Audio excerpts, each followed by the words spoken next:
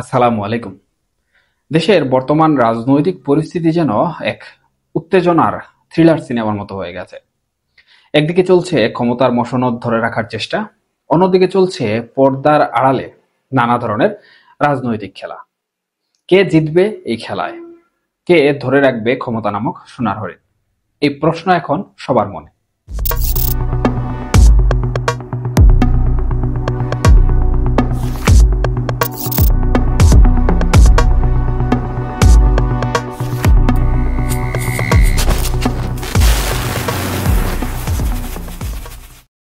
আপনারা হয়তো জানেন, 5ই আগস্ট ঢাকায় একটি গুরুত্বপূর্ণ রাজনৈতিক অনুষ্ঠান চলমান রয়েছে।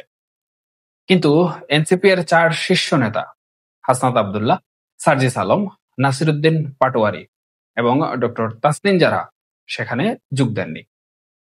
অবাক করা বিষয় হলো তারা কক্সবাজারে নাকি বেড়াতে গেছেন। তবে গণমাধ্যমগুলো ইতিমধ্যে বলছে তারা নাকি সেখানে বৈঠক করেছেন আমেরিকার সাবেক রাষ্ট্রদূত পিটার ডি হাসের সাথে।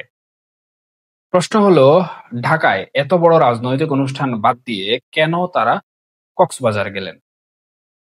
কেনই বা তাদের বৈঠক করতে হলো এমন একজন বিতর্কিত মার্কিন কূটনীতিকের সাথে?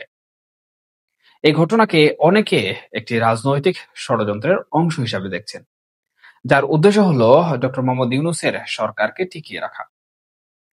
যারা পিটার ডি হাসকে চিনেন না তাদের জন্য একটু বলি।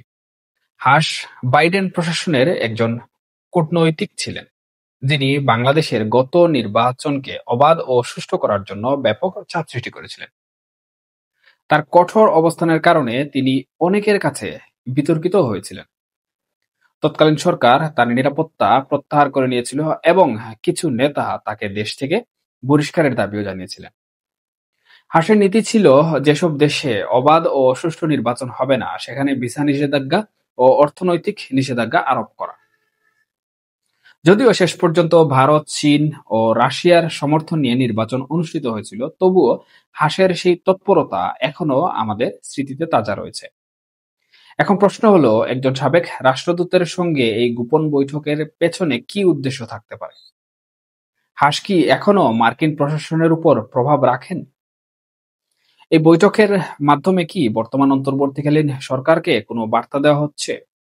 এই সমস্ত প্রশ্নই এখন রাজনৈতিক মহলে ঘুরপাক খাচ্ছে। দেশের বর্তমান পরিস্থিতিতে নির্বাচনের বিষয়টি একটি বড় সংকট তৈরি করেছে। প্রধান উপদেষ্টা ডক্টর মোহাম্মদ ইউনূস একটি নির্দিষ্ট সময়ে নির্বাচনের ঘোষণা দিতে চলেছেন, কিন্তু বিভিন্ন রাজনৈতিক দলের অবস্থান এখানে ভিন্ন। এনসিপি এবং জামায়াত মনে করে নির্বাচন আয়োজনের আগে আরো অনেক সংস্কারের প্রয়োজন। অন্যদিকে ডক্টর মোহাম্মদ ইউনূস নিজেই দ্রুত নির্বাচনের পক্ষে, কারণ তিনি হয়তো আর রাজনৈতিক জটিলতায় জড়াতে চান না।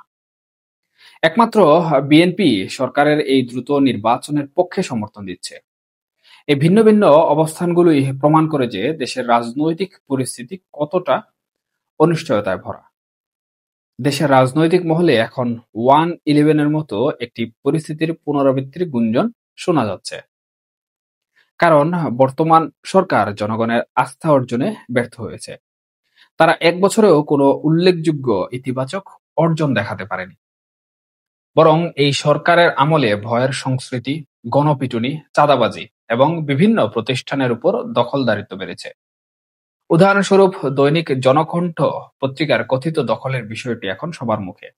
মিডিয়াও এখন স্বাধীনভাবে কাজ করতে ভয় পাচ্ছে। সংখ্যালঘুদের মধ্যে নিরাপত্তাহীনতা বাড়ছে এবং দেশি বিদেশি বিনিয়োগে স্থবিরতা তৈরি হয়েছে। সব মিলিয়ে বলা যায়, ডক্টর ইউনূসের সরকারের ভিত্তি অত্যন্ত নড়বড়ে। রাজনৈতিক ষড়যন্ত্র, জনগণের আস্থা হারানো এবং প্রশাসনিক ব্যর্থতা সবকিছু মিলিয়ে তার সময় শেষ হয়ে আসছে। যেকোনো মুহূর্তে দেশের রাজনৈতিক পরিস্থিতিতে বড় ধরনের পরিবর্তন আসতে পারে, যা হয়তো আমরা কেউ আগে থেকে অনুমান করতে পারিনি। আপনার কি মনে হয়, কক্সবাজারের এই বৈঠক কি শুধুই একটি রাজনৈতিক গুঞ্জন, নাকি এর পেছনে লুকিয়ে আছে কোনো গভীর ষড়যন্ত্র? আপনার মূল্যবান মতামত আমাদের কমেন্ট বক্সে জানাতে পারেন। সবাইকে অসংখ্য ধন্যবাদ। দেখা হবে পরবর্তী কোনো বিষয়ে। ভালো থাকুন, নিরাপদে থাকুন। আল্লাহ হাফেজ।